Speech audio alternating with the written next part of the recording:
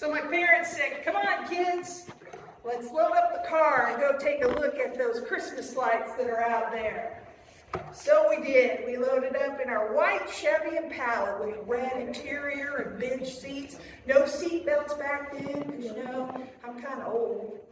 And Dad would be in the front seat and he'd be at shotgun, or he'd be there riding. Mom would be beside him shotgun. And then Jim, John, and I would crowd into the back seat. Of course, they got the window seats because they were older than me.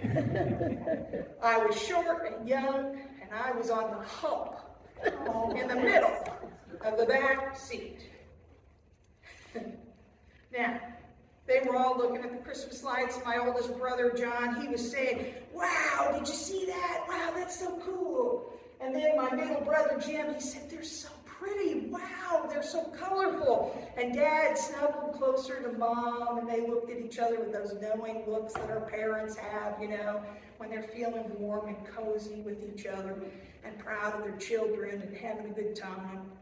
But while everybody else was oohing and ahhing over these wonderful Christmas lights and the beauty of it all, I could only be heard saying this mantra over and over again. I can't see. See, I can't see. Over and over again. It was like a broken record. This went on for quite some time.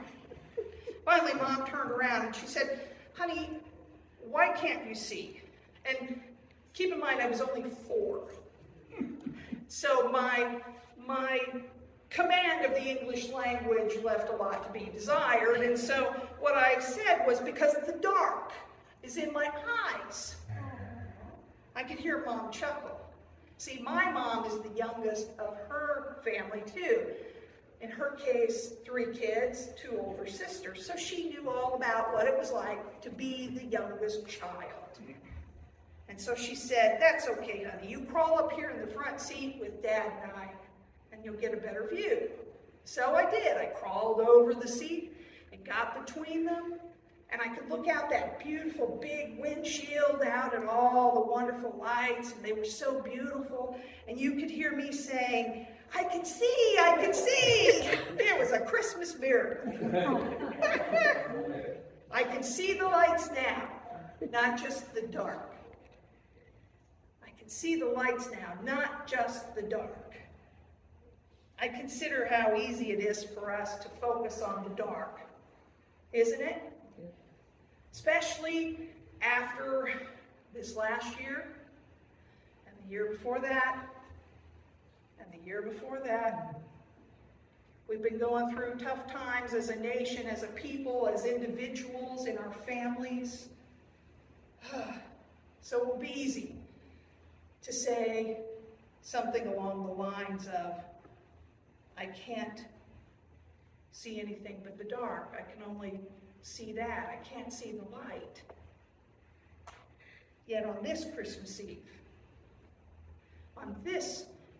Eve, as we hear once again the Christmas story, and it makes us weep and cry with joy. Have you ever noticed that? We don't even know why. It just does. And we look at the Christmas lights all around us, and we see the joy reflected back at us upon the faces of friends, family, people whom we love, neighbors. And I'm reminded that Jesus is the light of the world. Jesus is the light of the world.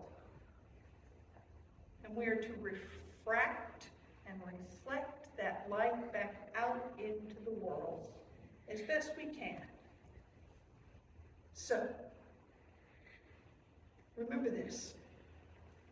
Darkness cannot overcome the light. And let your light shine before all people, that they may see your good works and give glory to God in heaven. And Merry, Merry Christmas.